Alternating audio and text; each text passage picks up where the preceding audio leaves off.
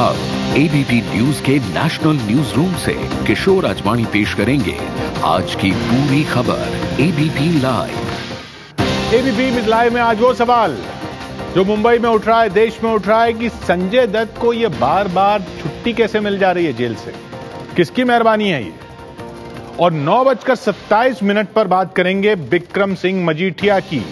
सुखबीर बादल के साले पंजाब के मंत्री, आज इनसे ईडी की पूछताछ हुई है। क्या मजीठिया की मौज खत्म? एबीपी लाइव में 9:27 पर देखिएगा, लेकिन पहले आज की बड़ी खबरें। जम्मू कश्मीर में बीजेपी के मिशन सीएम को झटका लग गया है। खबर है कि पीडीपी ने बीजेपी के साथ जाने के लिए मुफ्ती मोहम्मद सईद को पूरे 6 साल तक सीएम बनाने समेत 5 शर्तें रखी हैं। झारखंड में बीजेपी ने सरकार बनाने का दावा पेश कर दिया। झारखंड के पहले गैर आदिवासी सीएम रघुवर दास 28 दिसंबर को शपथ लेंगे। अखबार टाइम्स ऑफ इंडिया के मुताबिक लगातार हो रही चुनावों में हार के कारण ढूंढने की प्रक्रिया में कांग्रेस कार्यकर्ताओं से फीडबैक लेगी कि क्या उसकी छवि हिंदू विरोधी पार्टी की बन रही है। ड्रग्स केस में पंजाब के मंत्री और सुखबीर बादल के साले बिक्रम मजीठिया से जालंधर में प्रवर्तन निदेशालय ने आज 4 घंटे तक पूछताछ की। That I want the truth to come out. I will be proactively wanting to help whichever agency, whichever forum to get to the bottom of it. सोमवार में उमर अब्दुल्ला को हराने वाले पीडीपी विधायक अशरफ मीर ने AK-47 से फायरिंग कर जीत का जश्न मनाया। उधर झारखंड में निर्दलीय विधायकों के समर्थकों ने भी हथियार लहराए। पाकिस्तानी सुरक्षा एजेंसियों ने दावा किया है कि पेशावर में बच्चों की हत्या की साजिश रचने वाला तहरीक-ए-तालिबान का कमांडर सद्दाम मार दिया गया है। हालिया पेशावर स्कूल पर हमले में सद्दाम पर इल्जाम था कि वो फैसिलिटेटर रहा है, जिसकी तहकीकात अभी इंटेलिजेंस एजेंसीज कर रही हैं और उसका तयन होना अभी बाकी है। फिल्म पीके के खिलाफ धार्मिक संगठनों का विरोध बढ़ता जा रहा है। एक तरफ जहां शंकराचार्य स्वरूपानंद सरस्वती ने सवाल किया कि फिल्म बनाने वालों को सिर्फ हिंदू धर्म में ही दोष क्यों नजर आता है, तो दूसरी तरफ मुस्लिम धर्मगुरु खालिद रशीद फिरंगी महली ने भी आपत्ति जताई है। इसमें कई ऐसे सीन्स हैं जिससे हिंदुओं के रिलीजियस सेंटिमेंट्स हर्ट हो रहे हैं, जो कि हम समझते हैं कि मुल्क की गंगा जमनी तहजीब के लिए मुनासिब नहीं है। गाजियाबाद की रहने वाली एक महिला की दिल्ली के सर गंगाराम अस्पताल में स्वाइन फ्लू से मौत हुई है। परिजनों ने गाजियाबाद के डॉक्टरों पर बीमारी का पता नहीं लगा पाने का आरोप लगाया। विभाग से जानकारी मांगी है और बहुत जल्दी विभाग इस पर मुझे शाम तक रिपोर्ट देगा और तब मैं इस पर अपना वक्तव्य दूंगा। 1 जनवरी से आपको रसोई गैस बाजार भाव से लेनी होगी और सरकार साल में 12 गैस सिलेंडर पर मिलने वाली सब्सिडी की राशि सीधे आपके बैंक अकाउंट में जमा करा देगी। दिल्ली में बिना सब्सिडी वाला सिलेंडर अभी 752 रुपए का है। 1 जनवरी से आपको इसी रेट से सिलेंडर लेना होगा। संजय दत्त फरलो पर घर आए हैं, अच्छी सेहत बनाकर आए हैं, लेकिन उनको ये छुट्टी बार बार मिल कैसे जाती है, इस पर सवाल उठ रहा है। किसकी मेहरबानी है?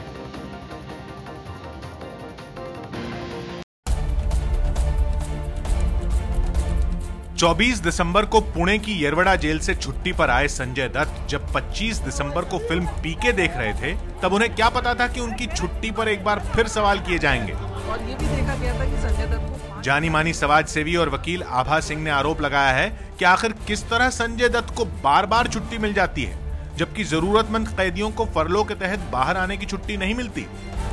परोल की फरलो की संजय दत्त से पहले से पड़ी हुई हैं, लेकिन उनको नहीं दिया गया। इससे लगता है कि जेल अधिकारी जो है नियम कानून का पालन नहीं कर रहे हैं। पिछली बार नागपुर बेंच, बॉम्बे हाईकोर्ट की नागपुर बेंच ने नाराजगी भी जाहिर की थी कि क्या सिर्फ संजय दत्त के लिए कानून बना है, बाकी लोगों का क्यों नहीं किया जा रहा।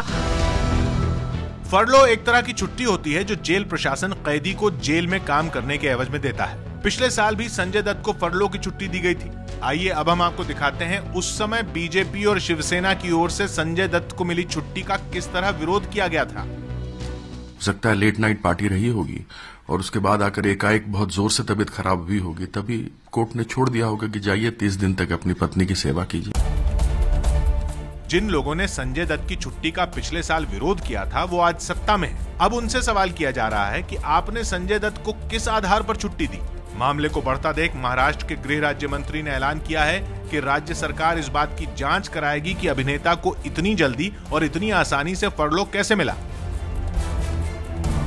छुट्टी मिल रही है बार बार, लेकिन ये छुट्टी देने से पहले कितने जो आरोपी सजा भोग रहे हैं किसने किसने मांगी है, और उनको छोड़कर संजय दत्त को जो दी होती है तो हम पूरी वो इंक्वायरी करेंगे और ऐसा नहीं होने देंगे, किसी के ऊपर अन्याय नहीं होने देंगे। आरोप है कि विधानमंडल का शीत सत्र जैसे ही बुधवार को समाप्त हुआ, दत्त की फरलो की छुट्टी तत्काल मंजूर कर दी गई और वो गुरुवार को बांद्रा स्थित अपने घर पर पहुंच गए थे। इसलिए बीजेपी शिवसेना सरकार के गृह विभाग के कामकाज में अचानक आई तेजी को लेकर सवाल उठने लगे।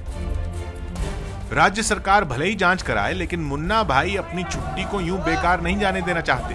क्रिसमस के मौके पर आमिर खान की तरफ से मुन्ना भाई को फिल्म पीके दिखाने की खास व्यवस्था की गई थी। संजय दत्त अपनी पत्नी मान्यता और दोनों जुड़वा बच्चों के साथ फिल्म देखने आए। पीके की इस स्पेशल स्क्रीनिंग में फिल्म के निर्माता विधु विनोद चोपड़ा और निर्देशक राजकुमार हिरानी भी मौजूद रहे। Film with so much of heart and the truth, and इसी वजह से इतनी बड़ी हिट है ये पिक्चर। और ये पिक्चर सिर्फ ये लोग ही बना सकते हैं और कोई नहीं बना सकता। I mean Vinod, Raju, Aamir and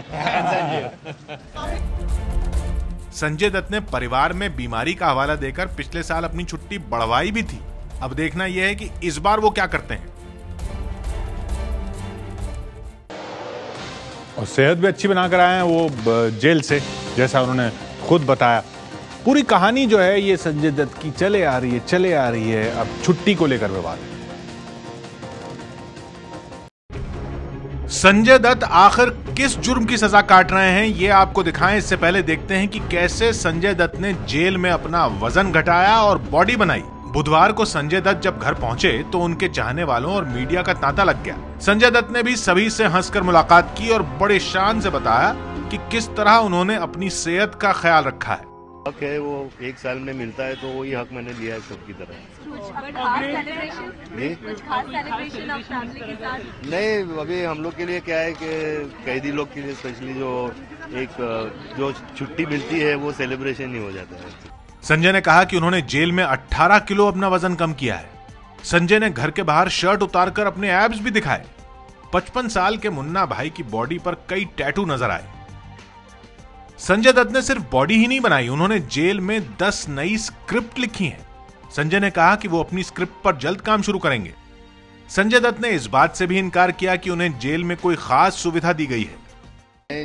जैसे सबकी तरह मैं भी वैसे ही एक कैदी हूँ जो सजा काट रहा हूँ, और मेरी भी लीव जो मैंने लगाई थी वो 5 महीने पहले लगाई थी, और ऐसा कुछ स्पेशल ट्रीटमेंट होता तो फिर 15 दिन में मुझे लीव मिल जाती थी, नहीं, लेकिन 5 महीने के बाद मुझे फरलो मिला है। जेबुल मिश्रा आंटी को भी मैं सबके लिए वही प्रार्थना करता हूँ कि सब को लीव मिले और सब अपनी फैमिली के साथ रहे। यही पीके फिल्म बना चुके निर्माता विधु विनोद चोपड़ा ने बताया कि संजय ने उन्हें एक दफा जेल से लेटर लिखा था। संजय ने इस लेटर में लिखा था कि वो जेल में रेगुलर वर्कआउट कर रहे हैं और उन्होंने 6 पैक एब्स बना लिए हैं। उन्होंने जेल में बाल्टियों में पानी भरकर उन्हें डंबल्स की तरह यूज किया। आइए हम आपको दिखाते हैं कि आखिर किस जुर्म की सजा काट रहे हैं संजय दत्त। गैर कानूनी रूप से हथियार रखने के जुर्म में संजय दत्त 5 साल की सजा काट रहे हैं। बात 1993 की है। संजय दत्त फिल्मों में अपनी पहचान बना रहे थे, लेकिन उनकी दुनिया तब बदल गई जब 1993 के मुंबई बम धमाकों में उनका नाम लिया जाने लगा। संजय दत्त ने कथित तौर पर इस बात को स्वीकार किया था कि अबू सलेम जनवरी 1992 में मैग्नम वीडियो कंपनी के मालिकों समीर हिंगोरा और हनीफ कड़ावाला के साथ उनके घर आया था। सर, उसी रात मैंने ये सारे हथियार अपने कार की डिक्की से निकालकर एक बैग में डाल दिया।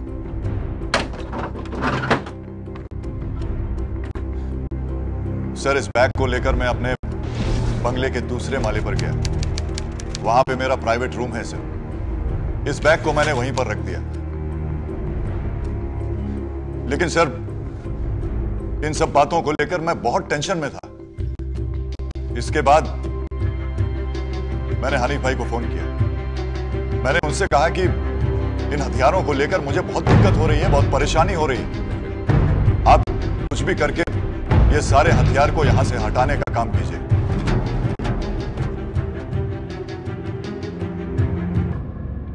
इन तीनों लोगों को माफिया डॉन दाऊद इब्राहिम का नजदीकी बताया गया था और मुंबई हमलों की साजिश रचने का आरोप दाऊद पर लगाया गया था। संजय दत्त पर टाडा कानून के तहत मुकदमा चलाया गया। 2006 में मुंबई हमलों की सुनवाई कर रही टाडा अदालत ने संजय को बड़ी राहत दी। कोर्ट ने कहा कि संजय आतंकवादी नहीं है और उन्होंने अपने घर में गैर कानूनी राइफल अपनी हिफाजत के लिए रखी थी। इसके बाद से उन पर टाडा के आरोप खत्म कर दिए गए, लेकिन आर्म्स एक्ट के तहत उन्हें दोषी पाया गया। मामला सुप्रीम कोर्ट में गया, जहां संजय दत्त को साल 1993 में मुंबई में हुए सीरियल बम धमाकों से जुड़े गैर कानूनी तरीके से हथियार रखने के मामले में दोषी करार दिया गया और 5 साल की सजा सुनाई गई। यह है पूरा बैकग्राउंड। और अब जब सजा काट रहे हैं तो बार बार छुट्टी पर सवाल उठ रहे हैं, और क्यों उठ रहे हैं वो आपने देखा। अब बात राजनीति की। जम्मू कश्मीर में बीजेपी अपनी सरकार बनाना चाहती है, लेकिन पीडीपी के साथ बनाने की जो कोशिश चल रही थी उसको झटका लग गया, क्योंकि पीडीपी कह रही है भाई मुख्यमंत्री तो हमारा होगा और 6 साल के लिए, पूरे 6 साल के लिए होगा, और मुफ्ती मोहम्मद सईद होंगे। और भी शर्तें रखी हैं पीडीपी ने। नतीजे आए, 4 दिन बीत चुके हैं, लेकिन अब भी यह साफ नहीं हो पाया है कि जम्मू कश्मीर में बीजेपी की सरकार बाप बेटे के साथ बनेगी या फिर बाप बेटी के साथ। बाप बेटा मतलब फारूक और उमर अब्दुल्ला, और बाप बेटी का मतलब मुफ्ती मोहम्मद सईद और महबूबा मुफ्ती। चुनाव प्रचार के दौरान पीएम मोदी इन्हीं नामों से तो दोनों पर निशाना साधते थे। आपने या तो कांग्रेस की सरकार देखी, या बाप बेटे की सरकार देखी, या बाप बेटी की सरकार देखी। तीनों प्रकार की सरकारें देख ली आपने। क्या मिला आपको? क्या दिया उन्होंने? अपने लिए तो सब कुछ किया, आपके लिए कुछ नहीं किया। कल तक बीजेपी उमर अब्दुल्ला के साथ गठबंधन की कोशिश में थी, लेकिन अब सरकार बनाने के लिए बीजेपी बाप बेटी की तरफ झुकती दिख रही है। पीडीपी एक बहुत ही बड़ा मैंडेट लेकर आया है, दूसरी तरफ एनसी के पास भी पर्याप्त मैंडेट है। तो इन दोनों में जो भी हमारे डेवलपमेंट विजन को आगे ले जाने में साथ आएंगे, हम मिलकर एक स्टेबल गवर्नमेंट दे सकते हैं, तो राज्य का भला ही होगा। इसलिए हम बात सबसे करेंगे। जम्मू कश्मीर में 28 सीटों के साथ पीडीपी पहले नंबर पर है और 25 सीटें जीतकर बीजेपी दूसरे नंबर पर। पीडीपी के साथ अगर समझौता हो जाता है तो पीडीपी के 28 और बीजेपी के 25 विधायकों को मिलाकर आंकड़ा हो जाएगा 53, जो बहुमत से 9 ज्यादा है। लेकिन सूत्र बता रहे हैं कि महबूबा मुफ्ती ने गठबंधन के लिए बीजेपी के सामने 5 शर्तें रख दी हैं, जिनमें सबसे बड़ी शर्त यह है कि 6 साल तक मुफ्ती मोहम्मद सईद मुख्यमंत्री रहेंगे। पीडीपी की शर्त को देखते हुए लगता नहीं कि बाप बेटी के साथ बीजेपी की सरकार बन पाएगी, क्योंकि बीजेपी तो पहले ही ऐलान कर चुकी है कि मुख्यमंत्री उसका होगा। अगर बीजेपी सरकार बनाती है, मुख्यमंत्री कौन होगा, इस पे क्या फैसला? बीजेपी का कोई प्रमुख नेता होगा। बीजेपी किसी भी कीमत पर जम्मू कश्मीर की सत्ता हासिल करना चाहती है। सारे विकल्प खुले हैं। पीडीपी के साथ बात नहीं बनी तो उमर अब्दुल्ला के साथ सरकार बनाने का भी विकल्प है। खबर है कि उमर अब्दुल्ला दिल्ली आकर बीजेपी नेताओं से मुलाकात भी कर चुके हैं। बीजेपी और नेशनल कॉन्फ्रेंस अगर साथ आते हैं तो बहुमत के लिए सिर्फ 4 और विधायकों की जरूरत पड़ेगी। बीजेपी ने छोटी पार्टियों और निर्दलीय में से 6 विधायकों के समर्थन का दावा किया है। इनमें 2 सज्जाद लोन की पार्टी के और 1 बीजेपी के बागी हैं। उधर बीजेपी और पीडीपी की नजदीकियों को देखते हुए कांग्रेस ने भी पीडीपी को समर्थन का ऑफर दे दिया है। कांग्रेस पार्टी पहले ये चाहती है कि एक स्टेबल गवर्नमेंट हो, और स्टेबल गवर्नमेंट तो तभी होगी जब आप रिस्पेक्ट करेंगे मैंडेट को, और मैंडेट का रिस्पेक्ट करना हुआ कि भाई पीडीपी लीड ले। जहां तक कांग्रेस पार्टी का सवाल है, अगर पीडीपी हमसे सपोर्ट मांगे तो हम उसके लिए तैयार हैं। पीडीपी चाहे तो कांग्रेस और अन्य के साथ मिलकर सरकार बना सकती है। पीडीपी के 28 और कांग्रेस के 12 विधायक मिलाकर आंकड़ा पहुंचता है 40 तक, और अगर 7 अन्य मतलब छोटी पार्टी और निर्दलियों का समर्थन मिल जाए तो बहुमत का आंकड़ा पूरा हो जाएगा। जोड़ तोड़ का खेल जारी है। अगले 1-2 दिन में यह साफ हो जाएगा कि जम्मू कश्मीर में बाप बेटे के साथ बीजेपी की सरकार बनेगी या बाप बेटी के साथ, या फिर कोई तीसरा समीकरण भी सामने आ सकता है। उधर ये तो बीजेपी तो अपनी कोशिश में लगी हुई है, उधर झारखंड में रघुवर दास मुख्यमंत्री होंगे, जम्मू कश्मीर में ये कोशिश चल रही है। कांग्रेस को अपनी चिंता सता रही है। अब टाइम्स ऑफ इंडिया अखबार के मुताबिक ये लगातार जो हार हो रही है उस पर कांग्रेस ये सोच रही है कि कहीं ये हिंदू विरोधी छवि तो नहीं बन रही पार्टी की। इस पर फीडबैक लेगी कांग्रेस अपने कार्यकर्ताओं से। क्या कांग्रेस की छवि हिंदू विरोधी पार्टी की बन रही है? टाइम्स ऑफ इंडिया में छपी खबर के मुताबिक कांग्रेस उपाध्यक्ष राहुल गांधी पार्टी की छवि को लेकर इन दिनों बेहद चिंतित हैं। कांग्रेस ने अपने कार्यकर्ताओं से यह फीडबैक मांगा है कि कहीं पार्टी की छवि हिंदू विरोधी तो नहीं बन रही है और पार्टी की हार के पीछे यही वजह तो नहीं है। लोकसभा के बाद हाल के 4 विधानसभा चुनाव में बीजेपी और मोदी की बड़ी जीत ने कांग्रेस की चिंता बढ़ा दी है। हिंदू विरोधी छवि पर फीडबैक के लिए राहुल गांधी ने कांग्रेस नेताओं से राज्य स्तर पर बैठकें करने को कहा है। लोकसभा चुनाव में हार की समीक्षा के लिए बनी कमेटी के अध्यक्ष पूर्व रक्षा मंत्री एंटनी ने भी कहा था कि पार्टी की छवि अल्पसंख्यक समर्थक की बनती जा रही है। पार्टी की 20 आंतरिक बैठकों में भी अल्पसंख्यक समर्थक छवि की बात उभरी है। सवाल यह है कि क्या पीएम मोदी के कांग्रेस मुक्त भारत के नारे ने कांग्रेस को डरा दिया है? सही मानों में कांग्रेस मुक्त भारत का अभियान हमारा सफलता के साथ आगे बढ़ रहा है और मैं आशा करता हूं कि आने वाले दिनों में भी ये कांग्रेस मुक्त भारत का अभियान बहुत आगे तक जाएगा। बीजेपी के हाथ में सत्ता आने के बाद देश के बदलते माहौल के बीच लगातार राज्यों में हो रही हार की वजह से कांग्रेस अपनी छवि के बारे में सोचने पर मजबूर हुई है। लेकिन कैमरे पर कांग्रेस नेता ये मानने से इनकार कर रहे हैं। लेकिन राहुल जी ने यह कहा कि हमारी छवि एंटी हिंदू हो गई है, ऐसी अगर कोई समाचार है तो ये बिल्कुल निराधार है। जिसने भी ये कहानी बनाई है उसने अपने मन से बनाई है और सोच कांग्रेस की क्लियर है कि धर्म और जात के नाम पर न किसी के साथ पक्षपात होना चाहिए, न किसी के साथ भेदभाव होना चाहिए। जानकार भी मानते हैं कि धर्म परिवर्तन जैसे संवेदनशील मुद्दों पर कांग्रेस के रुख से हिंदू विरोधी पार्टी की छवि बनती जा रही है। कांग्रेस के बहुत से लोग ऐसी बात मानते हैं जो एक एंटोनी ने कही है कि कांग्रेस के बारे में जनता के जनमानस के बीच में एक ऐसा इंप्रेशन जा रहा है, एक ऐसा परसेप्शन है कि कांग्रेस सिर्फ अल्पसंख्यकों के मुद्दे उठाती है और बहुसंख्यकों की बात नहीं करती है। इस बात को लेके कांग्रेस में खुद एक, जैसे हम कहते हैं, मन में एक तरीके का चोर है। देखिए, आप अभी पूरी धर्मांतरण के ऊपर कई मामले हुए, लेकिन कांग्रेस पार्टी के प्रतिनिधि जो थे वो जो थे राष्ट्रीय जो टेलीविजन के ऊपर डिबेट होती है शाम को, उसमें किसी में नहीं आए। आरोप ये लगते हैं कि जब कांग्रेस सरकार में थी तब वो हमेशा अल्पसंख्यकों के हित की बात करती थी। सवाल यह है कि क्या वोट बैंक की राजनीति की वजह से कांग्रेस की छवि अल्पसंख्यक समर्थक की बन गई है? It is essential that communal peace and harmony should be maintained and the minorities get a fair share in central, state government and in private sector jobs. हार से घबराई कांग्रेस नए सिरे से रणनीति बनाने की सोच रही है। ये रणनीति कार्यकर्ताओं से मिले फीडबैक के आधार पर बनेगी। लेकिन बड़ा सवाल ये कि क्या ये रणनीति कांग्रेस की हार को जीत में बदल पाएगी?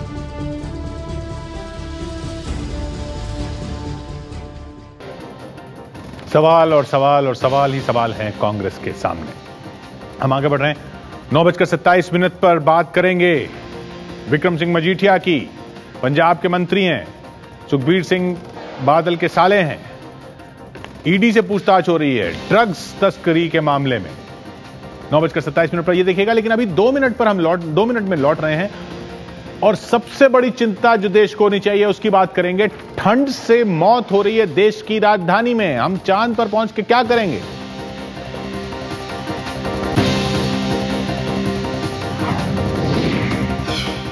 जम्मू कश्मीर में बीजेपी के मिशन सीएम को झटका। पीडीपी ने मुफ्ती मोहम्मद सईद को 6 साल तक सीएम बनाने समेत 5 शर्तें रखी। झारखंड में बीजेपी ने किया सरकार बनाने का दावा। पहली बार गैर आदिवासी सीएम रघुवर दास 28 दिसंबर को शपथ लेंगे। ड्रग्स केस में सुखबीर बादल के साले और पंजाब के मंत्री मजीठिया से 4 घंटे हुई पूछताछ। और संजय दत्त को जेल से छुट्टी दिए जाने पर उठे सवाल। महाराष्ट्र सरकार करेगी जांच। एबीपी न्यूज के नेशनल न्यूज रूम से किशोर राजवाणी पेश कर रहे हैं एबीपी लाइव।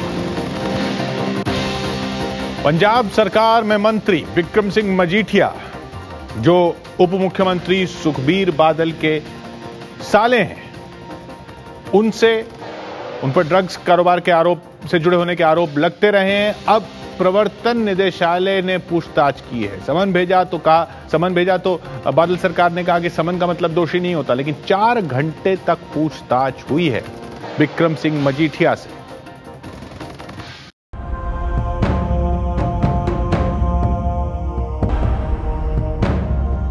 पंजाब में नशे की खेती होती है, ये बात न नई है और ना ही चौंकाने वाली।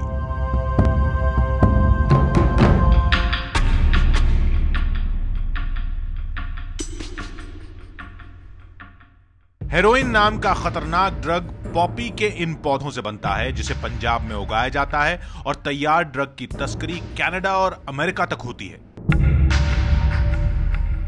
लेकिन आज बात पॉपी की जगह नशा तैयार करने में इस्तेमाल होने वाले इस दूसरे पौधे इफेड्रा की। नशे के कारोबार में जिसका जिक्र कम ही होता है, लेकिन इससे बनता है आइस ड्रग। इफेड्रा से बनने वाले इसी आइस ड्रग के कारोबार में फंस गए हैं पंजाब के रेवेन्यू मिनिस्टर विक्रम सिंह मजीठिया। आरोप है कि इफेड्रा से बनने वाले आइस ड्रग के 6000 करोड़ रुपए की तस्करी में मजीठिया का हाथ है। कनाडा और अमेरिका तक फैले ड्रग्स रैकेट में मजीठिया की भूमिका की पड़ताल कर रहा है एनफोर्समेंट डायरेक्टरेट। वित्त मंत्रालय के तहत काम करने वाला एनफोर्समेंट डायरेक्टरेट एक केंद्रीय संस्था है और यह गैर कानूनी वित्तीय लेन देन पर नजर रखती है। That I want the truth to come out. I will be proactively wanting to help whichever agency, whichever forum to get to the bottom of it. Vikram Singh Majithia से घंटों इन्फोर्समेंट डायरेक्टरेट के अधिकारी ये पूछ रहे थे कि उनके एनआरआईज ड्रग स्मगलरों से क्या रिश्ते हैं, उनकी आमदनी का जरिया क्या है। एबीपी न्यूज पर हम आपको बता दें कि इफेड्रा नाम के पौधे से बनने वाली उत्तेजक दवा ने कैसे मजीठिया को करीब 6000 करोड़ रुपए के आइस ड्रग्स के गैर कानूनी कारोबार के केंद्र में लाकर खड़ा कर दिया। पंजाब में जो ये ड्रग स्कैंडल हुआ है, जिसमें बहुत सीनियर पुलिस के अधिकारी, dismissed deputy superintendent police Jagdish Singh Bhola गिरफ्तार हुए। उसमें तकरीबन इससे पहले एक राज कंडोला था, वो गिरफ्तार हुआ था। 6000 करोड़ का सिंथेटिक ड्रग्स का केस, जिसमें उसने इस बात की जानकारी दी कि उसका ग्रुप इतना और गैंग और डीलर्स इतने बड़े हैं कि वो अकेले पंजाब में नहीं, पंजाब की बाहर वाली स्टेट्स हिंदुस्तान की और हिंदुस्तान से बाहर यूरोप, अमेरिका और कनाडा तक यह ग्रुप फैला हुआ है, बहुत बड़ा है। और उसमें तकरीबन 50 लोगों का उन्होंने आइडेंटिफिकेशन की उनकी कि 50 लोग ऐसे हैं जो कनाडा में, अमेरिका में, यूरोप में बैठे हुए हैं, जो ये सिंथेटिक ड्रग बेचते हैं और तस्करी करते हैं। इफेड्रा नाम का यह पौधा एक झाड़ी की तरह दिखता है और इससे बनता है स्यूडोएफेड्रिन नाम का एक केमिकल इस्तेमाल होता है उस आइस ड्रग नाम की नशीली दवा को बनाने में जो लोगों को उत्तेजना से भर देती है। कनाडा और अमेरिका में इसके निर्माण पर पाबंदी है, लेकिन भारत में इसे बनाना बेहद सस्ता है। आरोप यह है कि पंजाब की बादल सरकार में पिछले साल तक एनआरआई मंत्री रहे मजीठिया को जैसे ही पाबंदी का पता लगा, उन्होंने कनाडा और यूरोपीय देशों में अपने दोस्तों के जरिए 5 करोड़ रुपए प्रति किलो की कीमत से बिकने वाले आइस ड्रग के कारोबार में अपने हाथ डाल दिए। ये कब हुआ और इसका खुलासा कैसे हुआ, ये जानने के लिए मजीठिया की पूरी कहानी समझनी होगी। पंजाब में सियासी विरोधी विक्रम सिंह मजीठिया को बेशक बैड बॉय कहते हैं, लेकिन उनका सरनेम मजीठिया एक अरिस्टोक्रेटिक परिवार से होने के कारण है। जिस मजीठा इलाके से विक्रम सिंह आते हैं, वहां से कभी महाराजा रणजीत सिंह जैसी शख्सियतों ने पंजाब पर राज किया था, लेकिन ये तो गुजरे जमाने की बातें थी। आज विक्रम सिंह मजीठिया पंजाब पर राज करने वाले परिवार का हिस्सा हैं। शायद यही वजह है कि ड्रग्स और हवाला जैसे कारोबार में लगातार 1 साल नाम आने के बाद भी उनके खिलाफ कोई बड़ी कार्रवाई नहीं हुई। विक्रम सिंह मजीठिया की पूरी कहानी जानने से पहले आपको बता दें कि कितना बड़ा रसूख है उनका। इस वक्त पंजाब के मुख्यमंत्री हैं अकाली दल के मुखिया प्रकाश सिंह बादल। उनके बेटे हैं सुखबीर सिंह बादल, जो कि पंजाब के उप मुख्यमंत्री हैं। सीएम बादल की बहू यानी सुखबीर की पत्नी हरसिमरत कौर केंद्र की मोदी सरकार में मंत्री हैं और उन्हीं हरसिमरत कौर के सगे भाई हैं विक्रम सिंह मजीठिया। इसलिए विक्रम के लिए राजनीति की राह पलकें बिछाए खड़ी रही है। महज 7 साल में विक्रम सिंह मजीठिया का राजनीतिक करियर दांव पर है। साल 2007 में राजनीति में कदम रखने से पहले विक्रम ने सनावर के लॉरेंस स्कूल और दिल्ली के सेंट स्टीफेंस कॉलेज से पढ़ाई की। इसके बाद विक्रम सिंह ने परिवार के सराया ग्रुप ऑफ इंडस्ट्रीज की कमान संभाल ली। विक्रम सिंह को हवाई जहाज उड़ाने, कार रैलियों और बास्केटबॉल का शौक था, लेकिन जैसे ही उन्होंने पंजाब की राजनीति में कदम रखा, शौक छूट गए, लेकिन मिजाज नहीं बदला।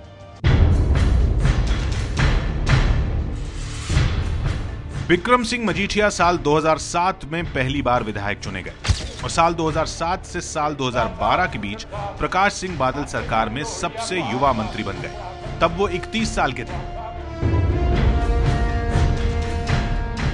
उनकी राजनीतिक ताकत इसलिए बढ़ी क्योंकि कैप्टन अमरिंदर सिंह ने जब बादल परिवार पर निशाना साधा था, तब वो न सिर्फ अपने जीजा सुखबीर सिंह बादल के दाहिने हाथ बन गए, बल्कि उनके लिए अपनी सीट भी कुर्बान कर दी। दाहिना हाथ बन गए और पंजाब की राजनीति में उनकी ताकत और बढ़ गई। ड्रग्स के जिस दलदल में अब मजीठिया का नाम आया है, उसकी कहानी साल 2012 में बादल सरकार की सत्ता में वापसी के साथ शुरू होती है। मजीठिया की मुसीबत शुरू हुई मार्च 2013 में, जब पहले पंजाब के फतेहगढ़ से अनूप सिंह कहलो नाम के एक शख्स की गिरफ्तारी हुई और फिर उसकी निशानदेही पर नवंबर 2013 में पंजाब पुलिस के डीएसपी जगदीश भोला की निशानदेही पर हिमाचल प्रदेश से कारोबारी जगदीश सिंह चहल की गिरफ्तारी हुई। चहल की ही फैक्ट्री यानी एमबीपी फार्मास्यूटिकल्स में इफेड्रा से ड्रग्स बनाने वाला केमिकल बनाया जाता था। चहल के साथ होटल चलाने वाले मनिंदर सिंह औलख उर्फ बिट्टू को भी गिरफ्तार किया गया। दोनों के पास से मिले 600 करोड़ रुपए कीमत के ड्रग्स बनाने वाले केमिकल्स। जगदीश भोला, बिट्टू और चहल, तीनों आरोपी और बिट्टू के स्कूल टीचर पिता प्रताप सिंह ने ईडी की पूछताछ में जिस शख्स का नाम लिया, वो थे विक्रम सिंह मजीठिया। इन चारों से मिली जानकारी से ये पता चला कि कनाडा में ड्रग्स का कारोबार चलाने वालों से मजीठिया के करीबी रिश्ते हैं। कौन लोग हैं, किसी का नाम लेंगे आप? मैं 40 दिन सीआई स्टाफ ਦੇ ਵਿੱਚ ਰਹੇ, ਜਦੋਂ ਮਜੀਠੀਆ ਸਾਹਿਬ ਦਾ ਨਾਮ ਆ ਜਾਂਦਾ ਸੀ, ਉਦੋਂ ਬਾਅਦ ਬੰਦ ਹੋ ਜਾਂਦੀ ਹੈ ਜਾ ਕੇ ਗੱਲ। ਵਿਕਰਮਜੀਤ ਮਜੀਠੀਆ ਦਾ ਲੈ ਰਹੇ हैं, तो मैं सही नाम ले रहे हैं। ईडी को दिए अपने 19 पेज के बयान में पंजाब में ड्रग्स रैकेट चलाने के आरोपी जगदीश भोला ने जो आरोप लगाए हैं, उनके मुताबिक कनाडा में ड्रग्स बनाने वाले केमिकल पहुंचाने का काम 2 शख्स करते थे। पहला था परमिंदर सिंह उर्फ पिंदी और दूसरा सरप्रीत सिंह उर्फ सत्ता। ये दोनों शख्स कनाडा में होने वाली ड्रग्स के केमिकल की सप्लाई में शामिल थे। दोनों के तार भी मजीठिया से जुड़े हुए थे। आदमी को क्यों पकड़ना था अगर हम इसकी मदद कर रहे थे? ये आदमी जो पकड़ा है, अब आप इसका अंदाजा लगा लो, ये किसका दोस्त है? कांग्रेस रूल स्टेट से पकड़ा, हरियाणा से। कांग्रेस रूल स्टेट में इसका ऑपरेशन है, पंजाब में कोई इसका ऑपरेशन नहीं मिला। बद्दी, महाराष्ट्र, दिल्ली और शायद आंध्र प्रदेश, ये सारे इसका रैकेट का एरिया है। ये कहना है कि कांग्रेस के इशारे पर इसने नाम लिया आपका। आप क्या कहना चाह रहे हैं? आपको मैं फैक्ट्स बता रहा हूँ। जगदीश भोला से पूछताछ में हुए खुलासे के मुताबिक भोला को सत्ता और पिंदी नाम के 2 शख्सों से मजीठिया की करीबी का पता उस वक्त चला जब खराब केमिकल भेजने की वजह से पिंदी ने माल वापस कर दिया और अपने 1.5 करोड़ रुपए भी वापस मांगे। इतना ही नहीं, भोला ने यह खुलासा भी किया कि सत्ता के भारत आने पर मजीठिया इनोवा गाड़ी और सुरक्षा मुहैया करवाया करते थे। मजीठिया पर लगे ये आरोप संगीन थे और कांग्रेस लगातार पंजाब की बादल सरकार पर आरोप लगा रही थी। आपकी कहनी और कथनी में फर्क क्यों? आप इमीडिएटली ये जो कार्रवाई है कीजिए, सीबीआई की इंक्वायरी। आज रोकने में क्या परेशानी? आज बीजेपी की गवर्नमेंट है। इससे पहले तो ये कहते थे कि ये कांग्रेस ब्यूरो ऑफ इन्वेस्टिगेशन है। आज मैं पूछना चाहता हूं, ये तो भाजपा ब्यूरो ऑफ इन्वेस्टिगेशन है। आज पानी का पानी और दूध का होने में क्या इनकी मजबूरी है? आज क्यों नहीं ये समन जारी करवाते? क्यों ये सीबीआई की इंक्वायरी क्यों नहीं करवाते? मजीठिया अपने राजनीतिक रसूख की वजह से बचते रहे, लेकिन विवादों ने पीछा नहीं छोड़ा। साल 2014 के लोकसभा चुनाव में अरुण जेटली के लिए गुरबानी के इस्तेमाल के लिए उन्हें तनख्वाह घोषित कर दिया गया। दुनिया ने मजीठिया को गुरुद्वारे में बर्तन साफ करते देखा, लेकिन मजीठिया नहीं रुके। चुनाव प्रचार के ही दौरान अपने खिलाफ आग उगलने वाले अमरिंदर सिंह को जान से मारने की धमकी तक दे डाली।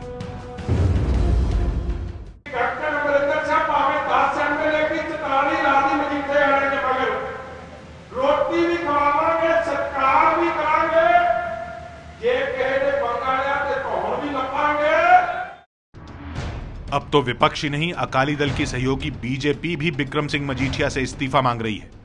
पंजाब ਨੂੰ ਇਸ ਨੂੰ तुरंत कैबिनेट ਚੋਂ ਬਰਖਾਸਤ ਕਰ ਦੇਣਾ ਚਾਹੀਦਾ, क्योंकि कोई इन्वेस्टिगेशन उदों तक फेयर पॉसिबल नहीं है ਜਦੋਂ तक ये मिनिस्टर के ओहदे ते विराजमान है। जो ये इंसिडेंट हुआ है ये ड्रग वाले केस में, इसका फैसला कौन करेगा? ना कैप्टन अमरिंदर सिंह करेंगे, ना मैं करूंगा, ना आप करेंगे, ना कोई करेगा। इसका फैसला कोर्ट पे होगा। ये सिर्फ एक पॉलिटिकली मोटिवेटेड इन्होंने एक स्टंट बना लिया कि अगर मजीठिया की क्रेडिबिलिटी नीचे लानी है, उसका अक्स खराब करना है, तो उसको इस रैकेट से जोड़ दो। ड्रग्स रैकेट और हवाला कारोबार में उठी उंगलियों ने मजीठिया ही नहीं, पूरी बादल सरकार को मुसीबत में घेर रखा है। समझदार करना मतलब नहीं कोई इन्फॉर्मेशन लेनी, ये नहीं कि वो मुजरम बन गया। कांग्रेस सरकार जिसने सबसे ज्यादा भ्रष्टाचार किया है, ये दूसरों के ऊपर क्या उंगली उठाएंगे? ये सरासर झूठ है। इलेक्शन का एक मुद्दा बनाया उन्होंने। बिक्रम सिंह मजीठिया को एनआरआई मंत्रालय से पहले ही हटाया जा चुका है। मजीठिया ने अपने इस्तीफे की पेशकश भी की है, लेकिन अब तक उनका इस्तीफा मंजूर नहीं हुआ है। एबीपी लाइव हाजिर होगा सोमवार को 9 से 10।